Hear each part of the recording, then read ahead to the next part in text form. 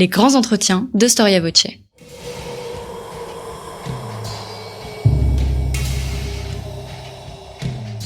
Une émission de la rédaction de Storia Voce.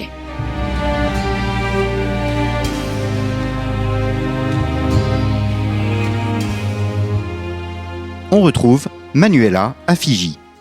Chers auditeurs, bonjour. Merci de votre écoute attentive et fidèle à Storia Voce. Merci aussi de votre soutien et de vos encouragements.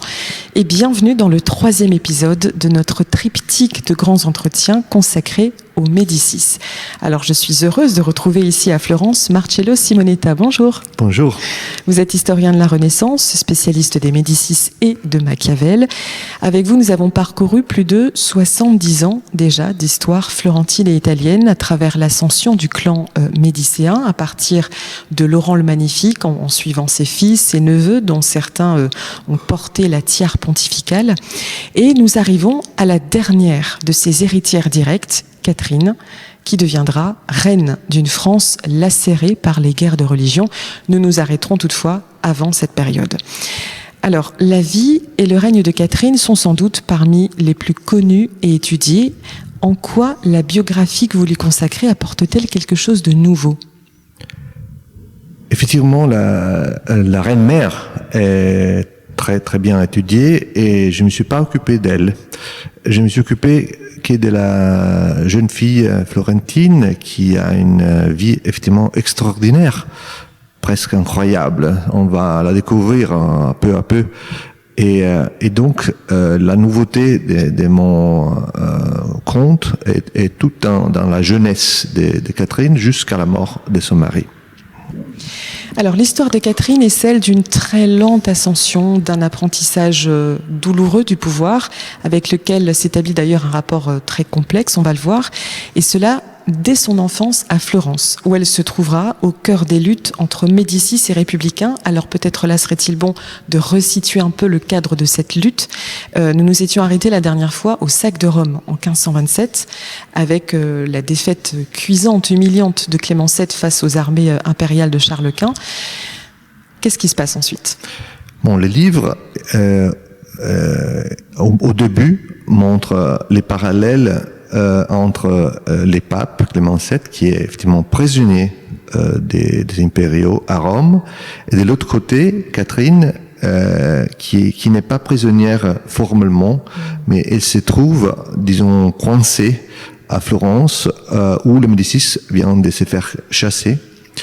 Mais elle reste là, sous la tutelle de sa tante Clarice de Medici Strozzi, qui s'occupe d'elle.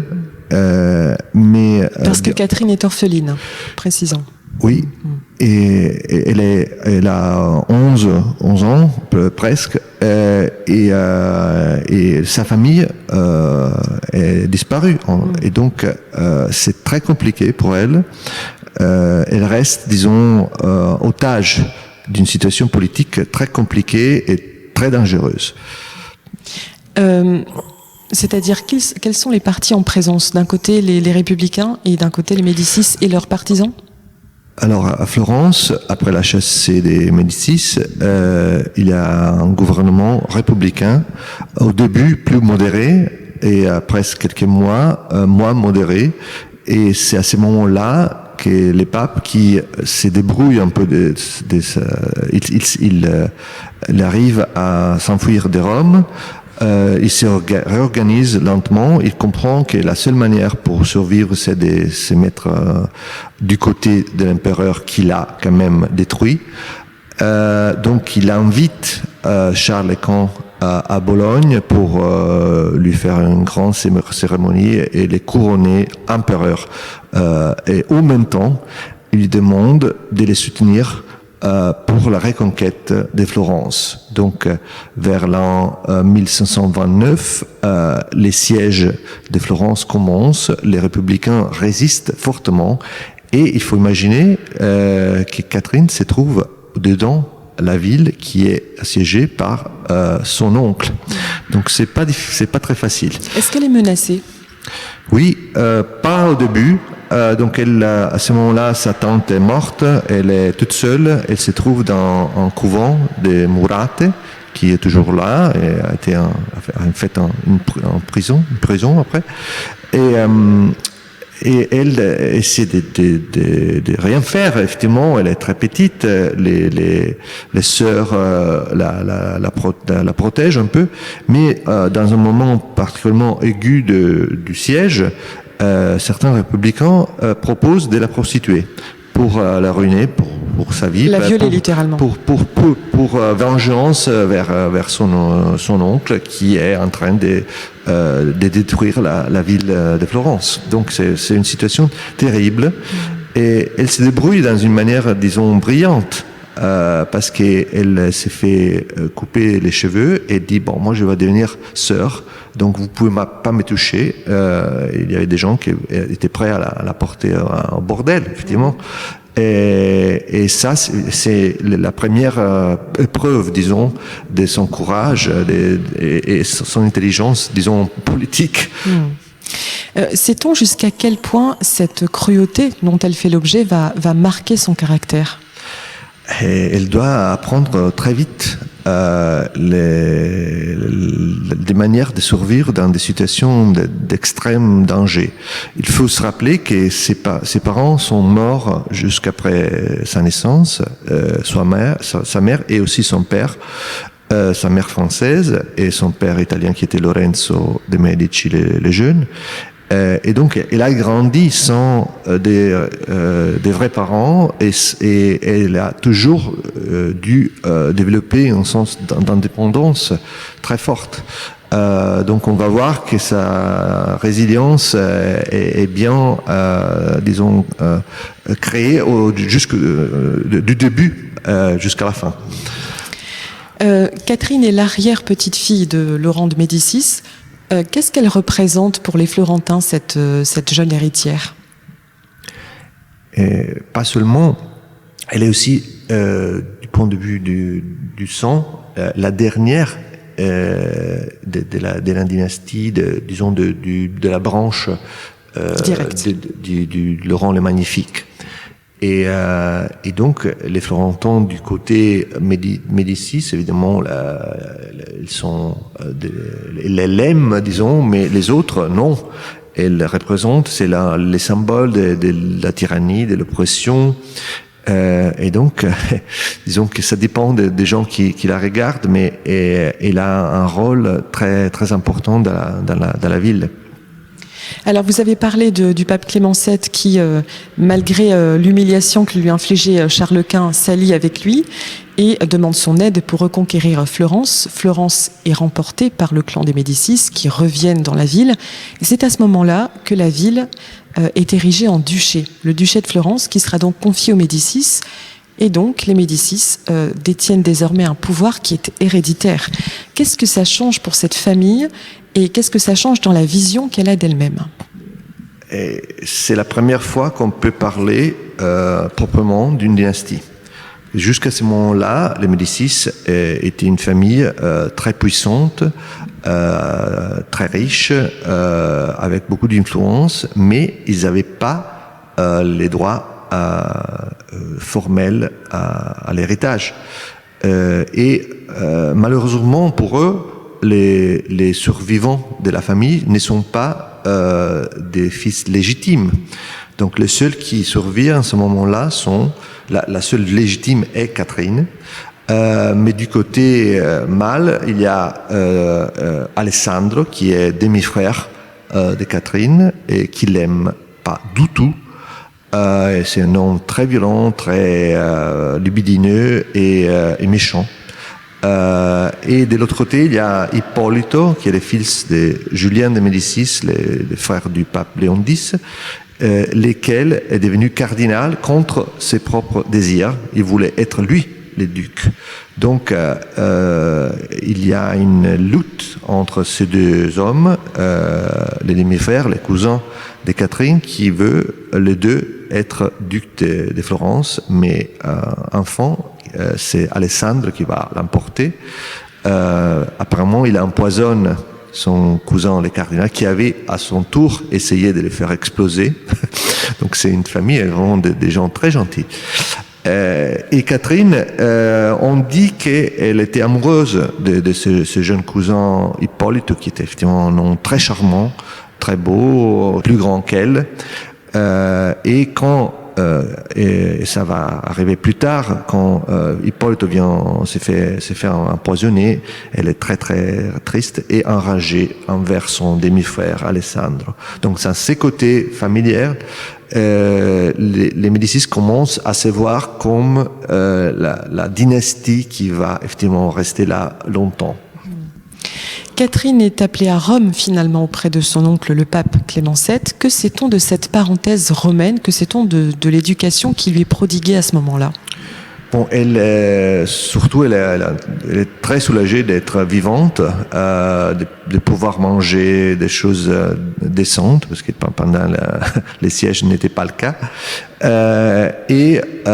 Donc on a des descriptions de cette jeune fille un peu ronde, pas trop belle, mais on le comprend toujours très d'esprit très vif, qui essaie d'être aimé par tout le monde, même par les gens comme son demi-frère qui l'aiment pas. Bientôt, les papes commencent à décider de son destin. Et grâce au fait qu'il a déjà donné le permis à Alessandro de se marier avec la fille illégitime de l'empereur, Marguerite d'Autriche, de l'autre côté, pour balancer, il propose que Catherine devienne la femme dans l'enfance de France.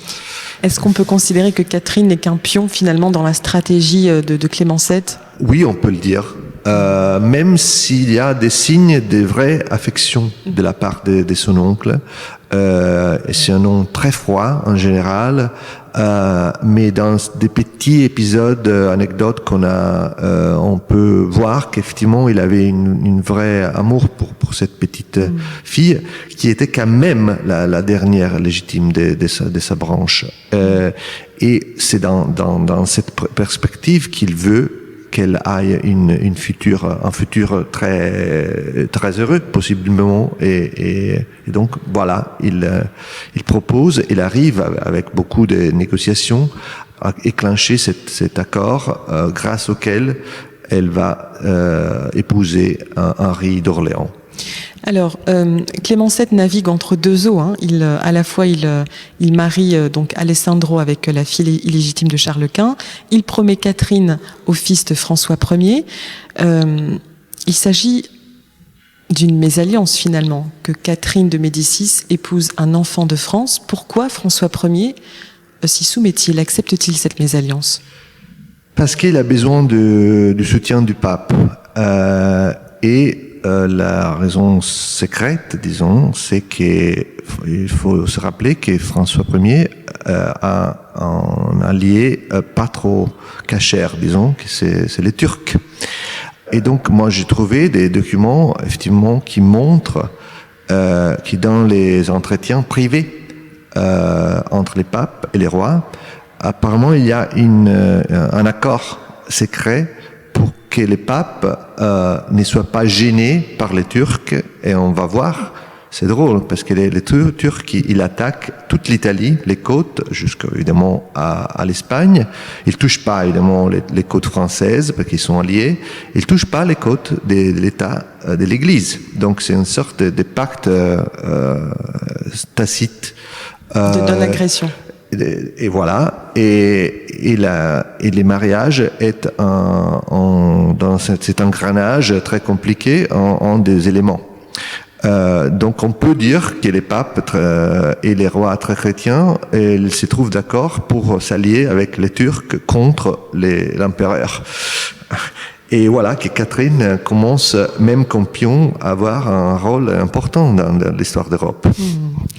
En 1533, Catherine quitte son Italie natale pour rejoindre la France, son pays d'adoption désormais. Comment se passent ses premiers pas à la cour de France? Bon, avant, il y a la grande cérémonie à Marseille les mariages est une vraie fête française. On sait par exemple qu'elle est un peu choquée par les mélanges. Il y a beaucoup de vin, même presque orgie. Elle est pas trop contente parce que quand même elle a été éduquée par des sœurs. Au début, c'est compliqué. Elle parle pas la langue. Même son italien n'est pas trop jojo parce qu'elle a étudié avec les sœurs. On voit ses lettres sont plein d'erreurs. Donc c'est une femme pas très fortement éduquée, mais très intelligente, qui a un grand désir d'apprendre et de s'adapter à la nouvelle situation.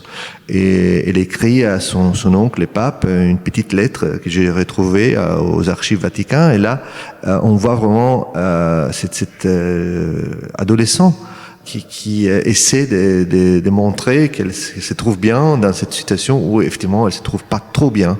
Elle n'a pas d'amis, il y a quelques Italiens qui l'entourent et qui la protègent, mais c'est difficile. Aussi la cour de France, dans ces moments, vous le savez, c'est une sorte de cirque. Ils sont jamais dans le même endroit, ils circulent partout, et donc il devient une sorte de tour de France continue, où elle connaît des gens et s'adapte un peu, mais elle n'est pas trop à son aise. Elle est pourtant aimée de son beau-père, le roi François Ier, mais pas de son mari, donc Henri, duc d'Orléans, dont on peut peut-être dire un mot très brièvement de sa personnalité. Certainement, parce qu'il s'agit ils ont la même âge exactement, et donc ils se sont mariés à 14 ans. Mais depuis les débuts, on comprend qu'ils ne s'entendent pas. Surtout parce que Henri, il faut rappeler, il a perdu sa mère très tôt. Il a aussi passé quelques années en captivité. Ça, c'est fondateur pour sa personnalité, pour comprendre comment il est. Voilà. Et donc, il est très attaché à cette belle femme qui s'appelle Diane de Poitiers, qui joue un rôle entre la mère et la maîtresse. Et évidemment a une influence énorme sur sa personnalité, et c'est elle qui domine la scène dans tous les sens. Et donc si d'un côté effectivement François aime beaucoup Catherine, va le montrer dans des situations difficiles, son mari, il la traite comme une femme pour faire des fils, et ça n'arrive pas pendant des années. Donc la tension entre Henri et sa femme dure longtemps, toute leur vie effectivement, et l'amour c'est pas la clé de ces rapports. La cour de France est un lieu d'intrigue. Comment elle, la petite italienne, l'étrangère, parvient-elle à se mouvoir ? Et bon, on a évidemment la légende noire sur le fait qu'elle est la grande manipulatrice, dissimulatrice et tout ça, mais à cet âge-là, moi je crois qu'elle est seulement une victime de la situation. Elle doit s'adapter, et quand d'un coup elle se trouve que son rôle n'est plus simplement d'être la femme dans l'enfance de France, mais grâce à la mort improvise du dauphin, elle va devenir la dauphine elle-même, et donc la future reine. Et là, la pression, évidemment, devient très très forte sur elle. Donc c'est un peu laissé à notre imagination de recréer les sortes de difficultés dans laquelle elle se trouve. Par exemple, une des théories sur la mort de dauphin, c'est que c'était un complot. Les dauphins avaient joué un jeu de pommes, de tennis. Et après, il boit un verre d'eau gelée et pratiquement, il a un syncope et meurt là-bas. Et le roi ne peut pas accepter qu'il s'agit d'un accident, donc les pauvres joueurs, qui c'était un Italien, bien mis sous procès, ils lui font avouer qu'il était envoyé par l'empereur et tout ça. Et il y a évidemment des gens à la cour qui disent que la seule personne qui gagnait beaucoup de cette mort à la cour, c'était elle-même. Alors Catherine se présente en larmes devant le roi et lui dit: moi, je ne peux pas accepter d'être l'objet de ces calomnies. Donc je suis prête à tout quitter. Je m'en vais en courant. Vous ne me verrez jamais plus. Si vous croyez vraiment à cette histoire. Et le roi comprend que c'est pas vrai. Il a rien à faire avec cette histoire. Et donc, il la protège. Mais si c'était pas pour François, dans cette situation, probablement, il aurait été écarté. On voit que c'est une position très fragile que Catherine détient au sein de cette cour.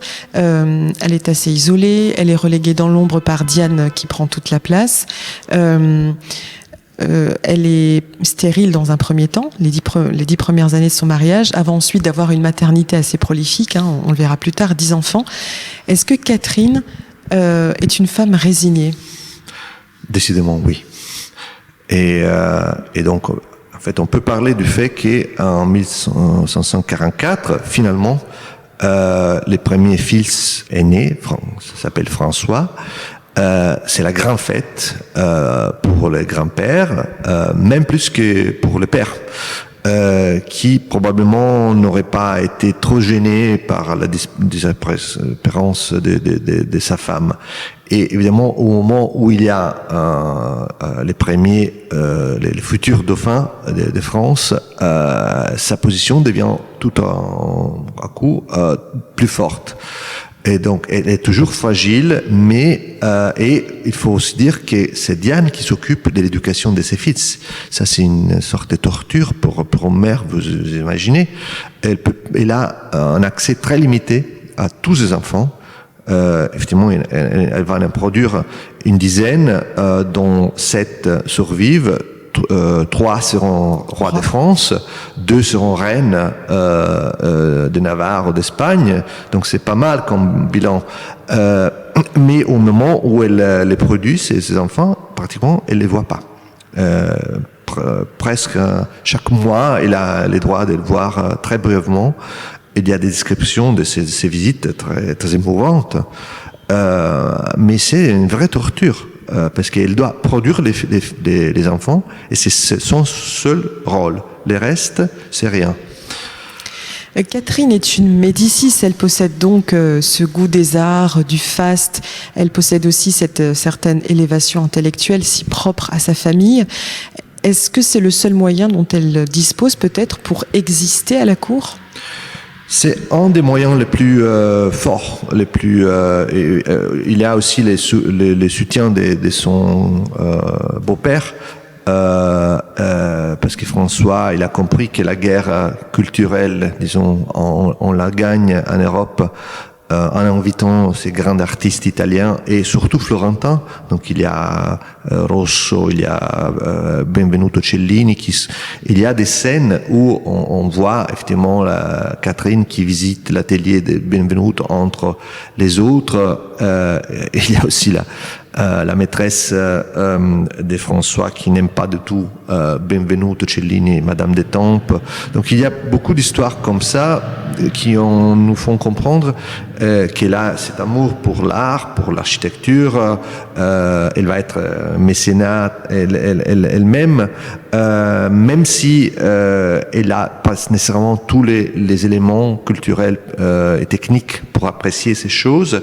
Elle comprend l'importance de la mise en scène, disons, esthétique, et donc là, elle se sent un peu plus à l'aise. Il est aussi un terrain sur lequel Catherine peut faire la différence, c'est celui des affaires italiennes. Catherine garde un œil fixé sur Florence. Florence qui est donc un duché où règne Cosme de Médicis. Alors qui est-il et quelles sont les relations qu'il entretient avec Catherine ? Alors Cosme, il vient de la branche cadette de la famille parce que Alessandro s'est fait tuer aussi par un de ses cousins et et il y a eu une sorte de lutte, et Cosme qui est très jeune, il a aussi presque la même âge que Catherine, il est pas trop proche à elle, surtout parce qu'il est considéré un sorte de parvenu. Il n'est pas de la bonne, du bon côté de la famille, disons. Et donc la Catherine est beaucoup plus proche à ses cousins qui sont les Strozzi, qui sont exilés de Florence. Donc du début, elle soutient les Strozzi contre Cosimo. Parce que les Médicis de Florence sont en guerre contre les Strozzi. Ils vont l'être. Pendant une vingtaine d'années, les fils de Filippo Strozzi, dont on avait vu beaucoup parler avant, et il est encore là. C'est lui, il faut le dire, qui produit la dot pour Catherine, qui c'est une dot très très importante au niveau financier, et c'est l'alliance entre les papes et Filippo Strozzi qui a permis à Catherine de s'épouser. Donc ça c'est déjà un lien très fort. Et après ses cousins qu'elle aime beaucoup, Piero, Leone, sont des gens très courageux, très même à la limite de la folie, de la témérité. Et c'est eux qui elle aime, et elle va les soutenir dès qu'elle peut pour revenir, si possible, à Florence avec des prétences plus ou moins légitimes. Alors justement, encore une fois, l'Italie se retrouve au piège de la rivalité entre la France et l'Empire des Habsbourg. La péninsule est un échiquier confus où les partis se combattent avant de s'allier entre les interventions de l'empereur et du roi de France. Et cette rivalité va se cristalliser autour de Florence, justement. Oui, et aussi autour de Sienne. Sienne est une ville qui avait été libre jusqu'au moment où les Espagnols l'ont occupée à un certain moment, et les Siennois arrivent à se libérer des Espagnols en 1562, et là les Français ils les soutiennent beaucoup, et c'est dans ces cadres des résistances disons françaises contre les Espagnols et évidemment les ducs de Florence, qui déclenche une guerre. Et cette guerre est soutenue directement par Catherine, qui se met à vendre les biens de sa mère, Madeleine de la Tour d'Auvergne. Elle avait pas mal de terres, des biens, et elle vend ces biens pour donner de l'argent directement à son cousin Piero pour combattre cette guerre qui est appelée des Siennes, mais évidemment le but c'est d'arriver à Florence. Est-ce que Catherine justement peut encore des prétentions, des droits légitimes sur Florence? Qu'espère-t-elle en soutenant le parti des Strozzi? Et c'est une question délicate, parce que au moment où elle a épousé Henri en 1733, elle a signé un document qui certifiait sa renonciation à n'importe quelle prétence sur Florence. Évidemment, du point de vue légal, c'est possible de dire que elle était forcée à signer ces documents. Elle n'avait pas fait de sa propre volonté, aussi elle était encore mineure. Et donc aussi du côté, par exemple, de l'héritage des Médicis, il y a des disputes qui durent des dizaines d'années. Juste pour dire un exemple, les palais Médicis à Florence étaient propriété de Marguerite d'Autriche, la première femme d'Alexandre. Et donc Cosimo était effectivement il louait ces palais, et c'est pour cette raison qu'à un certain moment il se fâche, il se transfère dans les Palazzo Vecchio, et il transforme complètement, parce que là c'est de l'État et donc c'est lui, mais l'autre c'est un palais privé. À Rome il y a des palais, par exemple il y a les palais aujourd'hui du Sénat qui étaient les palais de la famille, et Catherine arrive, après beaucoup de disputes légales, à les réobtenir. Donc ça c'est le côté privé. Du côté public, disons politique, elle peut dire, et elle le dit surtout au moment où François Ier meurt, elle devient reine de France, donc elle a quand même un certain poids politique. Et elle peut dire, moi, je suis florentine et moi, j'ai le droit de revenir à Florence comme, pas duchesse nécessairement, mais pour avoir un certain pouvoir. Donc la tension est là, est très forte. Alors, vous parliez tout à l'heure d'un certain nombre d'Italiens, donc ennemis de Cosme de Florence, qui sont à la cour de France, qui occupent d'ailleurs des positions très importantes. Il me semble que les frères Strozzi commandent l'armée française. Oui, ils ont différents rôles. Léone, qui est un chevalier de Malte, un personnage, un pirate, très, c'est vraiment, il faudrait faire une série personnage de roman sur lui. Et il est responsable des galères de France, de la flotte de l'armée. Et de l'autre côté, Piero, il est responsable des fanteries italiennes dans l'armée française. Et après, il va devenir aussi maréchal de France. Ces deux jeunes hommes sont très courageux, comme on l'a dit, et très engagés dans les guerres de France, n'importe où, même en Écosse ou en Angleterre. D'autre côté, il y a pas mal des Florentins qui sont les fuoriusciti, les exilés. Il faut se rappeler que Lyon est une ville, la ville florentine plus grande dehors de Florence. Après il y a Florence. des milliers des habitants qui sont commerçants, banquiers, et évidemment beaucoup d'argent, et ils peuvent soutenir aussi des efforts militaires contre Florence, qui est perçue comme une tyrannie sous Cosimo, qui à son tour est sous les contrôles de l'empereur. Donc je précise bien que les ennemis de Cosme s'appellent les fuoriusciti, hein. Oui. Ok, pour nos auditeurs. Les gens qui sont sortis. Qui sont sortis. Donc ces Italiens forment un certain clan autour de Catherine. Catherine est-elle véritablement la figure de proue de ce clan, ou est-ce qu'elle n'est qu'un juste faire-valoir, peut-être une égérie dont on se sert pour la cause? Moi, je dirais les deux.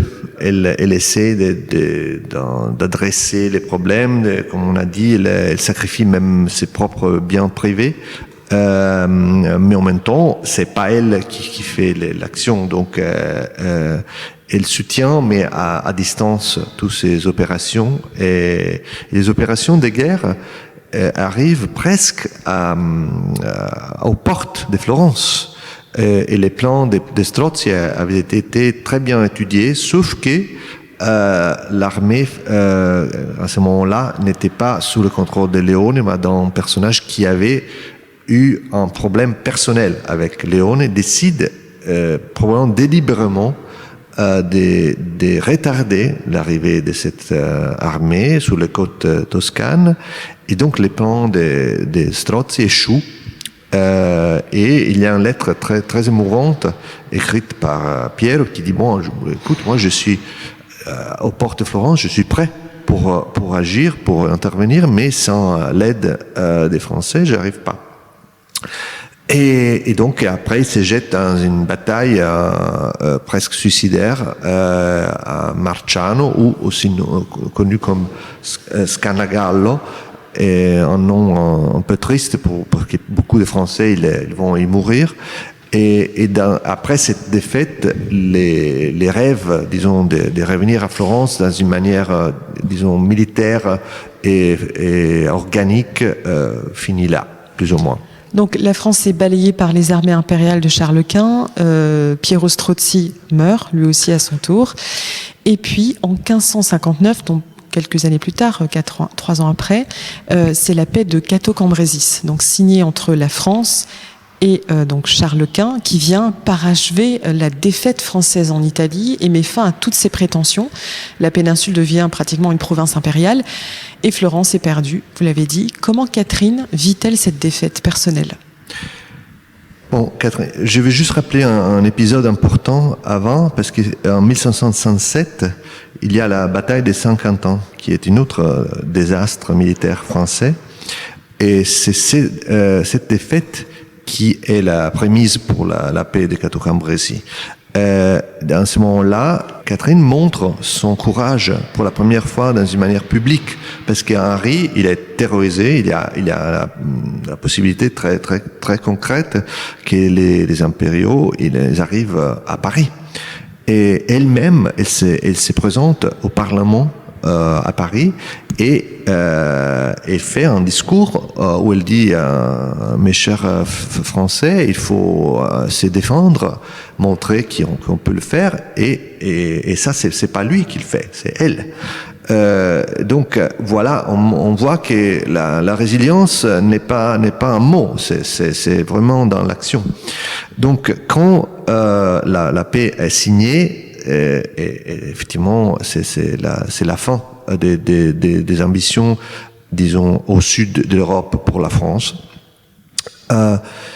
Catherine ne peut rien faire pour ça, mais peu après, dans des célébrations, disons, des cours, Henri s'est fait tuer dans une manière très très idiote, il faut le dire. C'est en 1559 toujours. 2 ou 3 mois après la signature de la paix. Et évidemment, Catherine se trouve être veuve avec 3 enfants très jeunes qui ont tous les 3 la possibilité de devenir rois. Et ils vont les être, les 3, dans une manière ou dans l'autre. Donc il s'agit de François II, puis de Charles IX, puis d'Henri III. Voilà. Et les 3, avec personnalité et problèmes différents, vont être avec un rapport très, disons, étroit avec leur mère, qui et ça, c'est une histoire bien connue en France et je l'ai pas racontée. Mais je vois très bien comment l'enfance, la jeunesse, la stérilité, après la prolificité de cette femme incroyable, dans une manière ou dans l'autre, a vraiment changé le destin de France. Donc cette survivante est arrivée, même dans des difficultés qui auraient écrasé beaucoup d'hommes, à les dépasser et à même arriver vraiment à contrôler, à manipuler des situations après. Alors, la mort d'Henri II intervient au cours d'un tournoi, vous l'avez dit, en 1559. Catherine perd tout, on peut dire qu'elle perd tout avec la mort de son mari. Mais paradoxalement, ce veuvage, qui représente un échec à première vue, il s'avère être une sorte de libération pour elle, on peut dire ça? On peut le dire, aussi parce qu'elle se libère de Diane. Il y a un petit épisode juste avant la mort d'Henri. Apparemment, Diane rentre dans un cabinet, elle trouve Catherine qui est en train de lire un livre sur l'histoire de France. Alors, il lui demande, Sa Majesté, qu'est-ce que vous lisez? C'est intéressant. Elle dit, oui, c'est très intéressant parce que l'histoire de France nous montre que les maîtresses, pour ne dire pas un mot plus fort, sont toujours celles qui ont décidé les destins du roi. Mais évidemment, elle fait comprendre que quand son mari va mourir, ça va pas être la même chose. On sent une certaine empathie de votre part vis-à-vis de Catherine. Est-ce que vous vous placez dans cette tendance historiographique qui vise à la réhabiliter, à rebours de cette légende noire qui l'entoure? Est-ce que c'est un peu le but de votre démarche en écrivant cette biographie? J'avais pas, disons, un agenda, mais je voulais vraiment raconter la vie de cette femme du début. Normalement, on les voit que de la fin. On pense toujours à Saint Bartholomé, et donc la vie de Catherine vient un peu aplatie sur ces événements où elle a eu évidemment un certain rôle, mais on peut pas dire que c'était la seule ou c'était elle qui a tout fait. Et comprendre d'où elles viennent. Et ça, la genèse de ses passions, de ses difficultés, de ses succès aussi, est très différente, beaucoup plus riche. Et donc, dans ces côtés-là, j'espère d'avoir fait mon boulot. Donc ce que vous voulez dire, c'est qu'on ne peut pas comprendre son action, son règne en tant que reine-mère, notamment pendant les guerres de religion, etc., sans s'être plongé dans cette enfance si complexe et tumultueuse. C'est difficile de comprendre quelqu'un historiquement. En tout cas, mon intention, c'était pas de réhabiliter, mais surtout, simplement de la habilité, d'être quelqu'un qui a une histoire très très unique.